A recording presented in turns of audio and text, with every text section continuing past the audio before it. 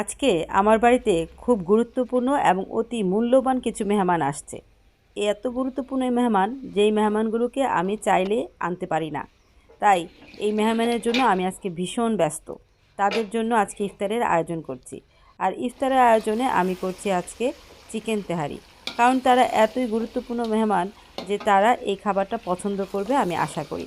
হঠাৎ করে যেহেতু ওদেরকে আমি দাওয়াত দিয়েছি, তাই আজকে আমি তাড়াহুড়া করে ওদের জন্য এই রান্নাটা করছি। আশা করি এই মেহমানগুলো আমার এই খাবারটা পছন্দ করবে। তো যথাসময়ে আমার মেহমান চলে এসেছে, আর এই হচ্ছে আমার সেই মূল্যবান মেহমান। আসো আসো সবাই আসো।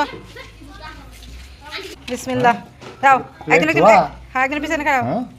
হাতা দিছে এ করে। বিসমিল্লাহ রাইট সাইডটা দে। বিসমিল্লাহ করে হ্যাঁ, মাংস দেখে দিস এক ইউজ করে। হ্যাঁ হ্যাঁ নাও। প্রতি বছর রমজানে আমি চেষ্টা করি ছোট বাচ্চাদেরকে কিছু খাবার দেওয়ার জন্য। এবছর আমার শরীরটা তেমন ভালো ছিল না, করতে করতে দেরি হয়ে গেল।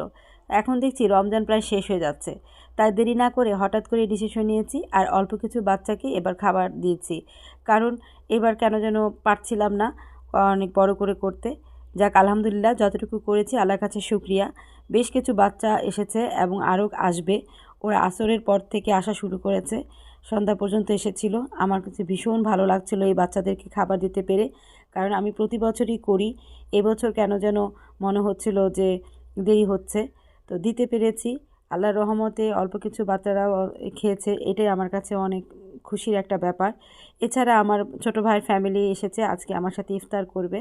তো আমরা প্রতিবারই ভাই বোন একসাথে অনেক ইফতার করি। এবার যেহেতু আমার বোন বিদেশে চলে গেছে, মেজো বোন, এবার বড় মেজো ভাই চলে গেছে, তো তেমন কেউ আমাদের সাথে নেই।